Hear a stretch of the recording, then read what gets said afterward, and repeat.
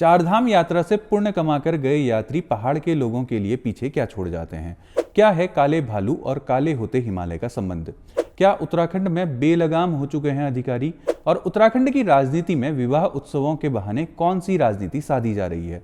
नमस्कार, मेरा नाम है गिरीश और इस हफ्ते वीकली खबर बात में जानते हैं इन सारे सवालों के जवाब।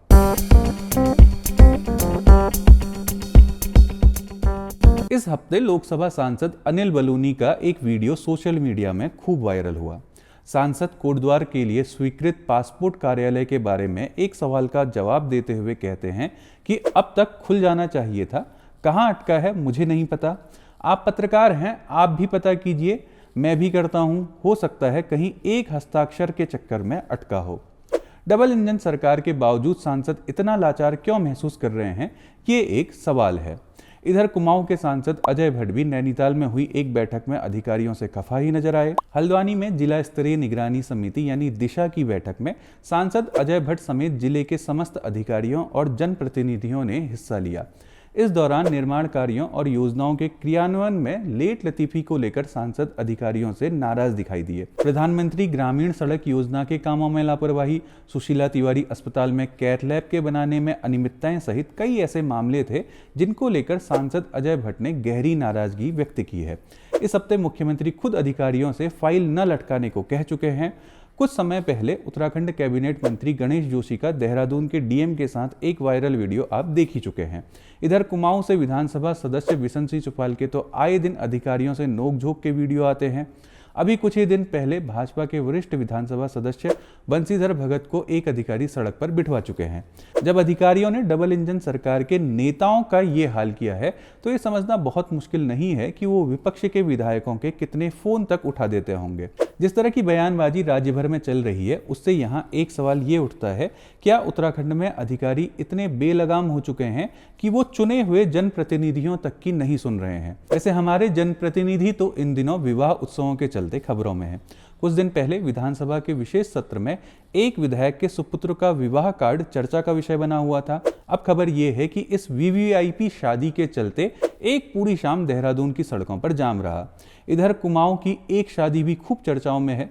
जहां अक्सर शादी में चर्चा का विषय दूल्हा और दुल्हन रहते हैं, पर इस शादी में चर्चा का विषय रहे भाजपा प्रदेश अध्यक्ष महेंद्र भट्ट और एक निजी विमान। दरअसल भाजपा प्रदेश अध्यक्ष एक निजी विमान से बाजपुर में एक विवाह समारोह में शामिल होने आए थे। उनके साथ कभी खिचड़ी खाकर गुजारा कर चर्चा में रहने वाले भगत सिंह कोश्यारी समेत 2 युवा चेहरे भी थे, जिनके बारे में चर्चा है कि दोनों अगले विधानसभा चुनाव की तैयारी कर रहे हैं। पर निशाना बने महेंद्र भट्ट। अब क्योंकि ये तस्वीर सोशल मीडिया पर खुद महेंद्र भट्ट के पेज से आई है, इसलिए ये कहना मुश्किल है कि ये निशाना महेंद्र भट्ट पर था या इसके पीछे महेंद्र भट्ट ही राजनीति खेल गए। वैसे फोटो वायरल होने के बाद राज्य भर में जनता के फटे हाल और नेताजी की मौज वाली वही पुरानी बहस छिड़ गई। अब जनता के फटे हाल में होने का ये मतलब नहीं है कि नेताजी निजी विमान में नहीं बैठ सकते। वैसे महेंद्र भट्ट अपनी ही पोस्ट में कमेंट कर ये बता चुके हैं कि जिनके यहाँ शादी थी उन्होंने ही प्राइवेट विमान किया था। खैर, बात करते हैं इस हफ्ते पूरी हुई चारधाम यात्रा की। इस सप्ताह बद्रीनाथ के कपाट बंद होने के साथ ही इस साल का चारधाम यात्रा का सीजन भी समाप्त हो चुका है। इस साल 51 लाख से ज्यादा श्रद्धालुओं ने चारधाम के दर्शन किए। ये नंबर बीते साल के मुकाबले करीब 4 लाख से ज्यादा है। एक अनुमान के मुताबिक 2025 की यात्रा से राज्य की अर्थव्यवस्था में लगभग 7,500 करोड़ रुपए का व्यापार हुआ। सरकार का दावा है कि चारधाम यात्रा से करीब 50,000 लोगों को प्रत्यक्ष या अप्रत्यक्ष रूप से रोजगार मिलता है। इन सभी आंकड़ों को सरकार अपनी उपलब्धि के तौर पर दिखाती है, पर इन आंकड़ों का एक दूसरा पहलू ये भी है कि चारधाम यात्री स्थानीय लोगों के लिए और क्या छोड़ जाते हैं। अगर बात की जाए यात्री अपने पीछे क्या छोड़ जाते हैं, तो जवाब है रिकॉर्ड बढ़ोतरी के साथ टनों कचरा। इस साल भी चारधाम यात्रा में टनों कचरा बढ़ा हुआ है।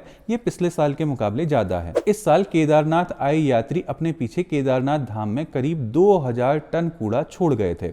सोनप्रयाग से केदारनाथ घोड़ा पड़ाव तक कूड़ा प्रबंधन करने वाली कंपनी ने कहा है कि केदारनाथ के पैदल रास्ते पर इस सीजन में 2300 टन कूड़ा इकट्ठा किया गया और इसे निस्तारण के लिए रुद्रप्रयाग मुख्यालय लाने में 74 लाख रुपए का खर्चा आया। आप इसमें पूरा गणित का सूत्र लगाएंगे तो केदारनाथ आया हर यात्री यहाँ औसतन 1.5 किलो कचरा छोड़ जाता है। गंगोत्री में इस बार 705 और यमुनोत्री में 433 कुंटल कूड़ा इकट्ठा हुआ है।